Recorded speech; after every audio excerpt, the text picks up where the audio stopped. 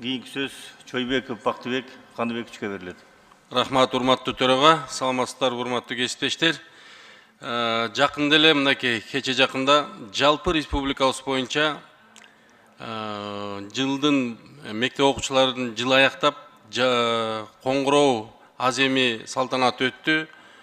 Ошол учурдан пайдаланып эл агартуучуларды, окуучуларды, ата энелерди ошол жылдын аякташы менен чын жүрөгүмдөн куттуктап кетким келет. Бирок тилекке каршы ошол билим берүү тармагындагы имараттар бүгүнкү көйгөйлүү маселелер болуп атканда кайра ошол маселени дагы айтууга туура келип атат. 1,5 жыл мурун 23 ноябрда 2022 жылы президенттин ыйгарым Талас областынын ыйгарым өкүлчүлүгүнө кат жөнөттүм эле. Талас мамлекеттик университеттин атын биздин залкар инсаныбыз эл сыймыктанган жазуучу Чыңгыз Төрөкулович Айтматовдун атын ыйгаруу боюнча. Ал жерде документте ошол жалпы жамааттын баягы сунушу бар эле, профессордук жамааттын баягы суранычы бар эле. Ушул күнгө чейин мынакей ыйгарым укуктуу өкүлчүлүгү баягы көңүл бурбай келатат да.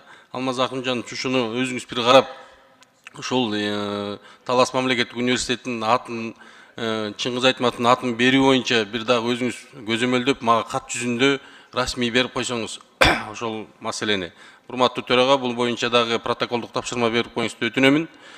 Себеби дегенде ошол жамаат абдан суранып атат. Экинчи маселе болсо Талаш областындагы медициналык колледж боюнча. Азыр акыбалы абдан мындай кейиштүү болуп атат. Бүгүнкү күндө ремонтко абдан муктаж болуп атат. Өзүңүздөргө мынакей белгилүү болгондой, социалдык комитеттин да көчмө жыйыны болду, алар дагы барды. Менин кесиптешим Марат Молдонович дагы барды.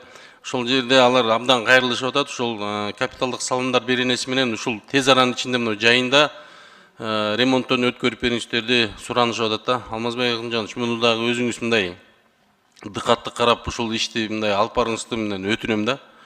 Ушул жагын бир жакшылап карап берсеңиздер. Рахмат.